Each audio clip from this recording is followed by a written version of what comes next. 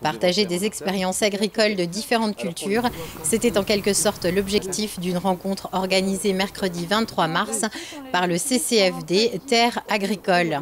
Le représentant d'une organisation paysanne de la République démocratique du Congo était de passage en Alsace centrale. Au programme, plusieurs visites, dont celle des jardins du Guissen. Théogène est venu de la République démocratique du Congo à notre demande parce qu'il fait partie d'une association Ouaki, qui est l'union des femmes agricultrices du Nord Kivu.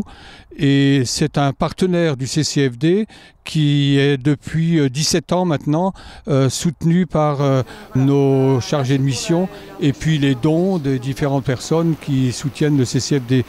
Dans l'association Ouaki, les femmes sont formées à l'agroécologie sur des champs-écoles. Elles transmettent ensuite leur savoir-faire au reste de la famille afin de cultiver à la maison. Dans mon organisation, nous avons 7000 femmes et nous les encadrons sur des champs-écoles, des gens de démonstration où nous faisons les formations pratiques. Apprendre comment utiliser les techniques agroécologiques.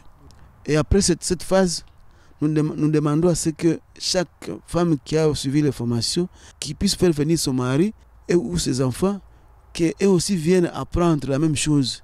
La troisième étape, nous demandons à ce que maintenant, la femme qui a appris ces techniques, et son mari et son enfant, ensemble puissent rentrer chez eux et aller répliquer leur champ de la famille, leur propre champ de la famille.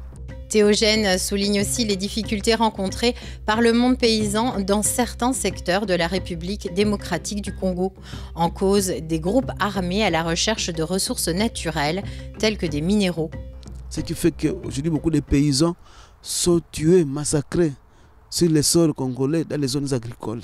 Et cela handicape le développement de l'agriculture.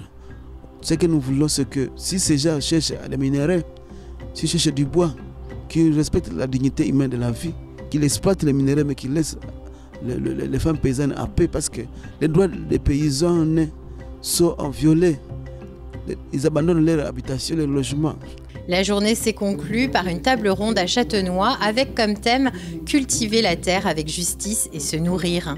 Un rendez-vous auquel participaient notamment les jardins du Guissen, les jardins de Gaïa, la ferme Goetz de Mussig et les jardins ouvriers de Célestat.